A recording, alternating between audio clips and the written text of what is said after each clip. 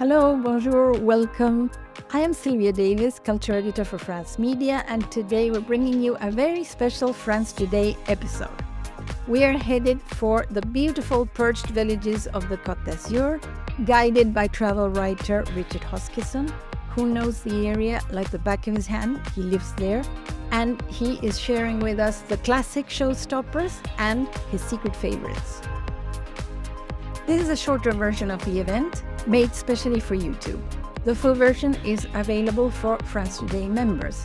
Membership gives you full access to the video archive and the chance to ask questions directly during the live event. It's a lot of fun. You can find out more through the link in the description. And while you're here, click subscribe and hit the notification bell so you never miss an episode. Let's begin.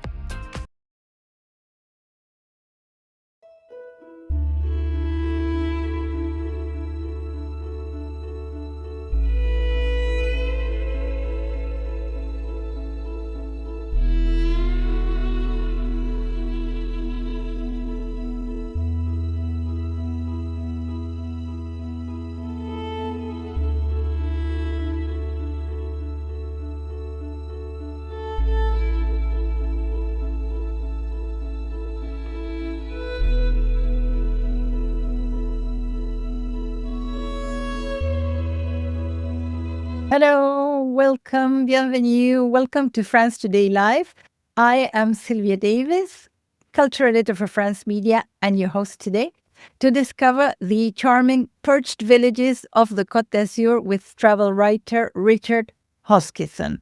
We received great feedback. Thank you very much for your comments from Rich's previous events, and you can find those to rewatch on replay on our video hub, francetoday.com. And big news from our publisher, France Media, the 2026 calendar is out. So you can already order it on France Media shop, and you can receive it in time for Christmas. So I will now invite Rich to start his video.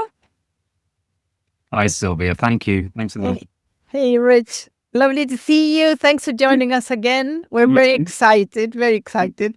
Thank you for having me. And just in case any of our audience today hasn't seen your previous events, I will introduce you.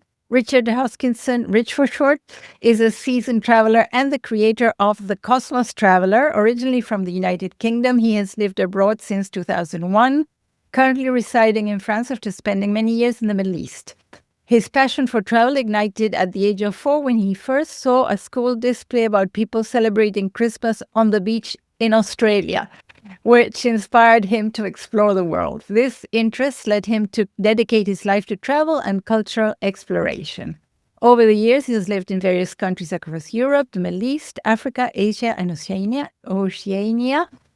I will stumble on that one. Allowing him to embrace diverse cultures and perspective. Rich aims to be an ambassador of discovery, sharing insights and knowledge from his travels to inspire others. Thank you again, Rich, for joining us. And today you're taking us to the Côte d'Azur, so all yours. Thanks so much, Sylvia. A really nice introduction. Yes, the Côte d'Azur is my favorite part of France, as you may remember from my last 2 presentations, and it's where I'm currently living. I've just come back here 2 weeks ago after the summer season and enjoying the beautiful September weather here. It's absolutely perfect. Best time of year. I agree. It's absolutely fantastic. Yeah, 28 degrees during the day, and it's still beautiful. And today we're going to explore the perched villages of the Côte d'Azur, all the way from Saint-Tropez in the west, right up to Menton on the Italian border in the east. These are places that cling to cliffs, perch on rocky spurs, or nestle in the folds of the hills, each with a story, a view, and a character all of their own. They are some of the most spectacular places to visit on the Côte d'Azur, and so often overlooked in favour of the larger coastal towns and cities.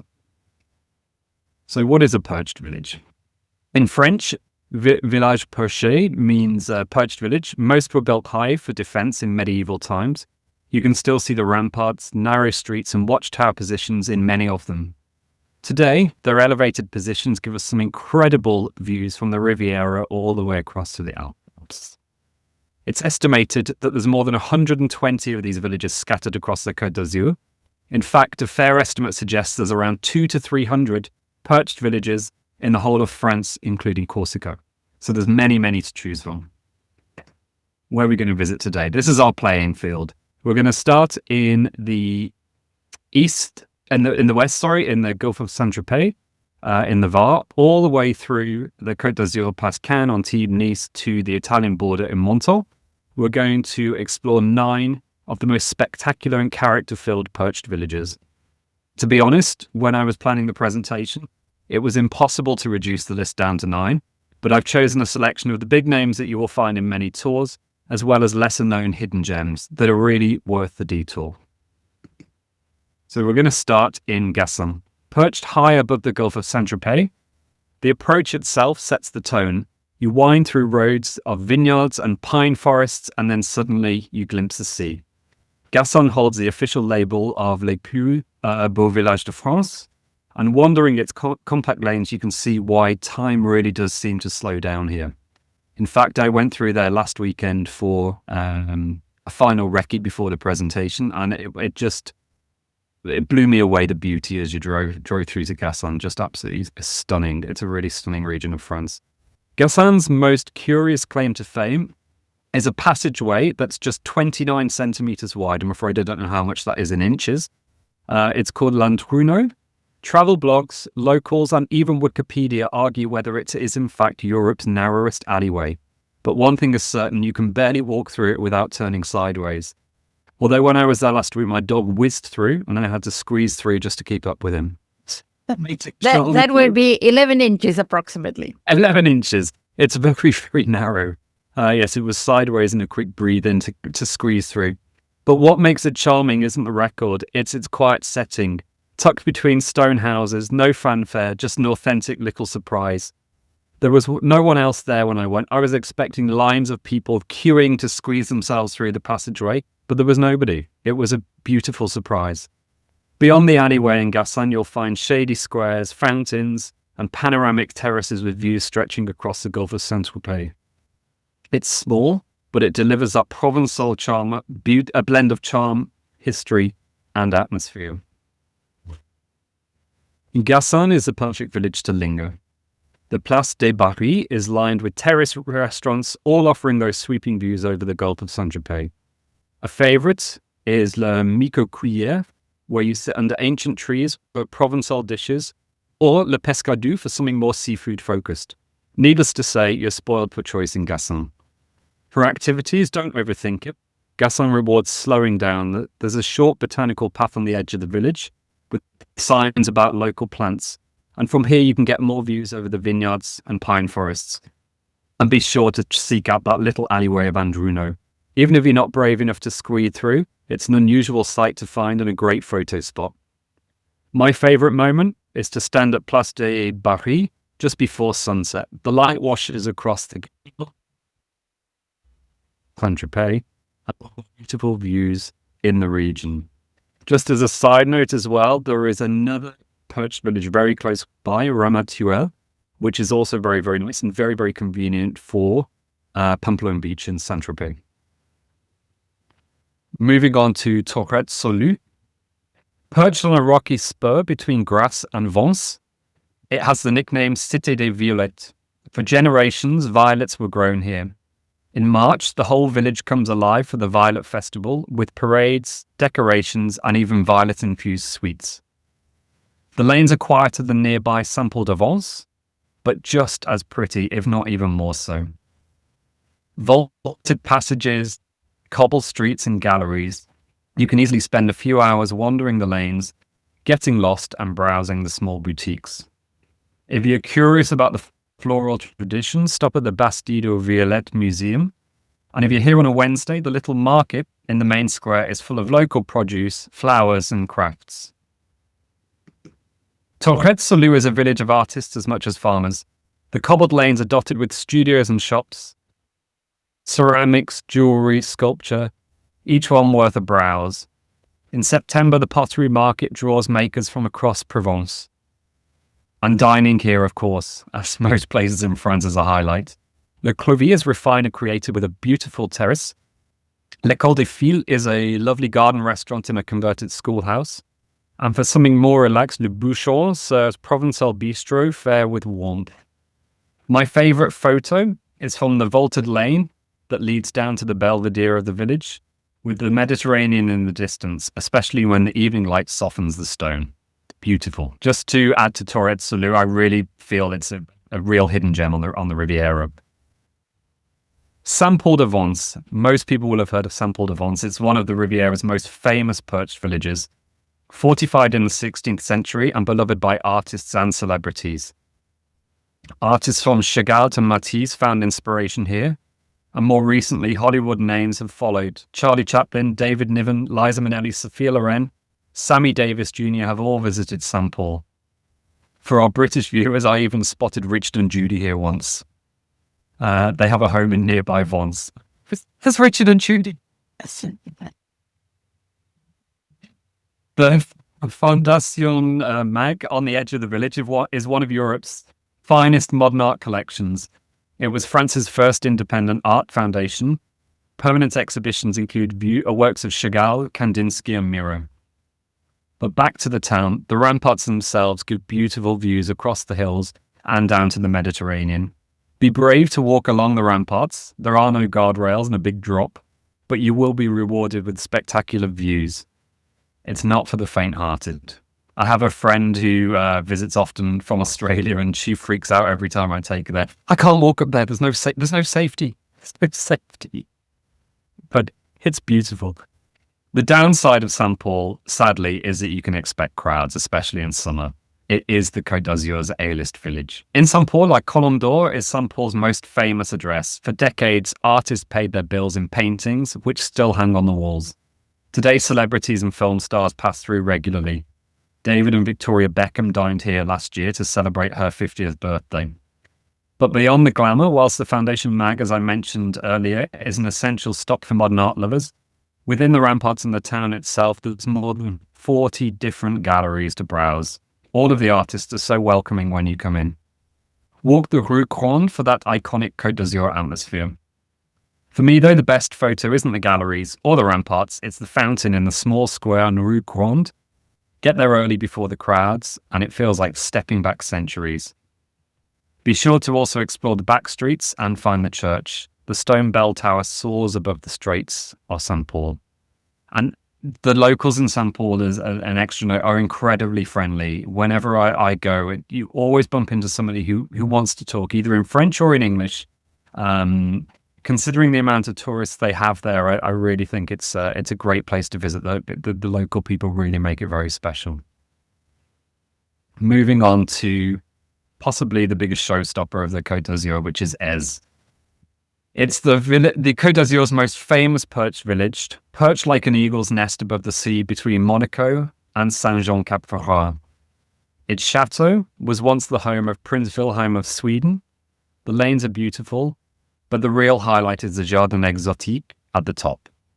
The only place where you're going to get those sweeping, iconic Riviera views.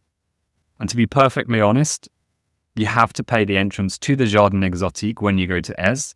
Otherwise, you don't get the whole experience. I went there a couple of times when it was closed, and we wandered around the streets, and it was very, very nice, but you just don't get the view. You have to enter the Jardin Exotique, and you get those wonderful, wonderful views.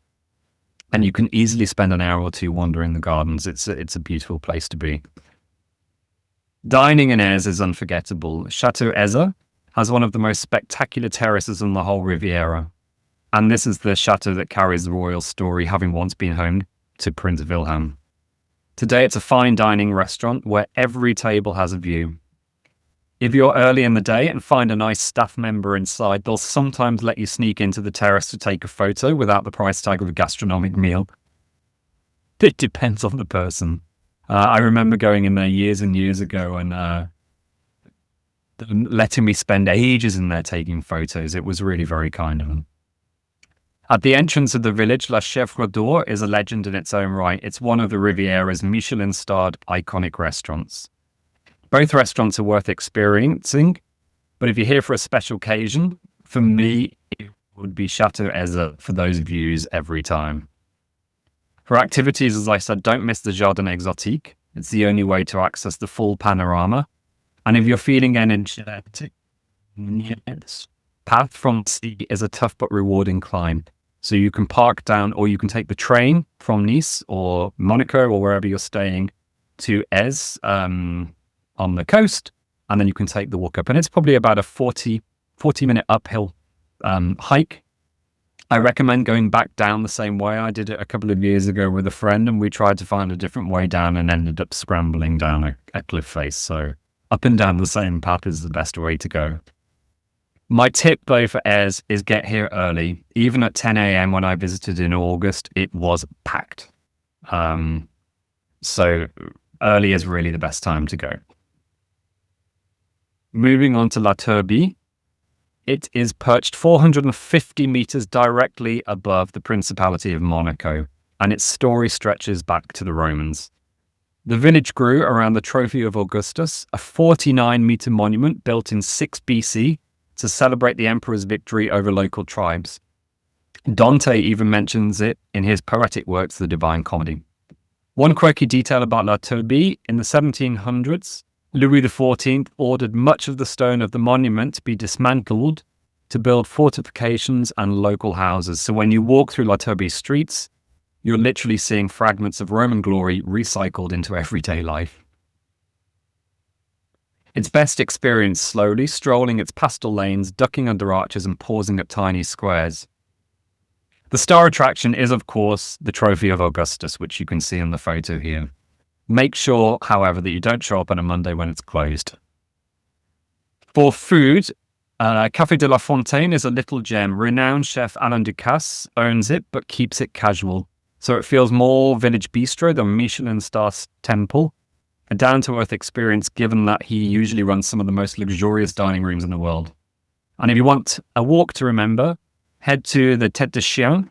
From this cliff-top path, Monaco feels like a toy town far below, with the Riviera coastline carving out in both directions. It's one of the most cinematic views in the whole of the south of France. And I just love this picture of La Turbie. It's so quiet up here at the Trophy of Augustus, and then you just have the immense density of Monaco below. It's such a contrast to the village above, and then having that view down into Monaco is absolutely spectacular. Love or hate Monaco, it's still a spectacular sight to see. It really is. And our final village today is Sainte-Agnès. Cyclists love Sainte-Agnès for the winding ascent. It's part challenge, part pilgrimage, with sea views around every bend. When you finally arrive, you're in Europe's highest coastal village at 800 meters above sea level. It's another of les plus beaux villages de France since 1997. And it feels like stepping back in time. Its story weaves Roman legend, medieval battles, and even 20th century military history with the Maginot Line. Here also, you're so aware of the proximity to the Italian border. When I visited in July, I was amazed to hear staff in the restaurant speaking French, then speaking Italian, and switching from one to the other. It's really right on the frontier of France. It's a very, very unique experience. Fort Maginot is an extraordinary site if you're lucky enough to visit. Visiting times are limited and booking in advance is necessary, but you'll discover a fortress dug deep into the rock between 1932 and 1938.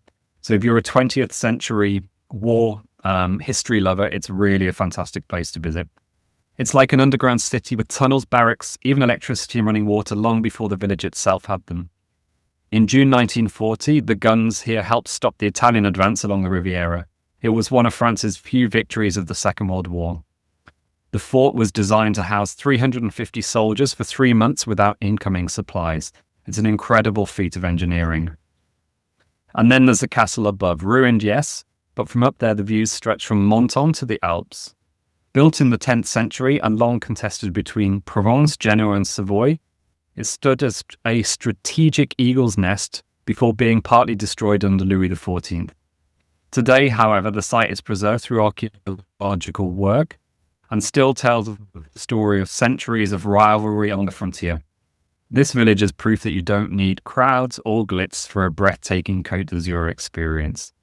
It takes a lot of effort to get to Sainte-Agnès, despite the fact that on the map it's very, very close to Menton, and it's really worth the pilgrimage up there. I thoroughly recommend it. And that brings me to the end of my whistle-stop tour of just a fraction of the hundreds of perched villages in France, and particularly the Côte d'Azur. With hundreds more to discover, you're definitely not going to be short of places to add to your itinerary the next time you head to this beautiful, if I may say, the best region of France. Fantastic. Thanks, Sylvia. Thank you so much, Rich. It's amazing how you managed to pack so much information and research and personal experience in such a short time. It's amazing, fantastic. And I wouldn't know which one to pick to start from. So we'll go, well, as you can see, everybody, you can follow Rich on his website or on Instagram as well. Yes, I'm on Instagram as well. Excellent. So let's go to a question. I don't know if you can see, Rich, but there's hearts and... I saw them from the bottom of the screen. It was very nice to receive during the presentation. Thank you for that. I appreciate it. Very well deserved. And we have a question. You mentioned many of these villages go back to medieval times or even earlier. How much of what we see today is authentic, or has it been restored for tourism? Many have been restored for tourism, and also for the fact that these buildings are so old, they need to be regularly restored and maintained. But you do find pockets of real, genuine buildings that are crumbling. Even in Saint-Paul-de-Vence, on the main streets, you can walk past buildings that you can see are bulging out, and there is an element of restoration, but for me, they have all maintained their authenticity of age. You don't feel like you're in, having lived in the Middle East and Dubai for such a long time where everything is man-made and brand new. You really don't get that sensation when you visit these villages. Gassin feels a little bit over renovated sometimes. It feels a little bit too modern, but you still get the sense of it being old. But the lesser known villages, particularly Sainte-Agnès, Tourrettes-sur-Loup, Côte, and Saint-Paul-de-Vence, you really do get a feel of it being extremely, extremely old. And the next question is the last question I have so far is, if someone only had one day to explore, which perched village would you recommend as the most representative? That's a hard question. You're making me pick one. Where's Sophie's choice? Look, Ez is a showstopper. It really is, but it's packed. It's busy if you don't get there before the tall crowds. If you want the views across the Riviera and those real iconic views, it's really the one to go, making sure you go to the very, very top of the Jardin Exotique. If you have mobility issues, I would not recommend that at all. If you had mobility issues, then I would say somewhere like Saint-Paul-de-Vence is a little easier to navigate. Obviously, all these are difficult villages. But going back to just one day, if I had to pick one, it would probably be... can I have two? I combine Saint-Paul-de-Vence and Tourrettes-sur-Loup because they're so close to one another. And then you have a real contrast of the two, one that's really particularly touristy and one that's less touristy. And they're 10, 15 minutes drive apart. It's easy to get between the two. I would pick those two.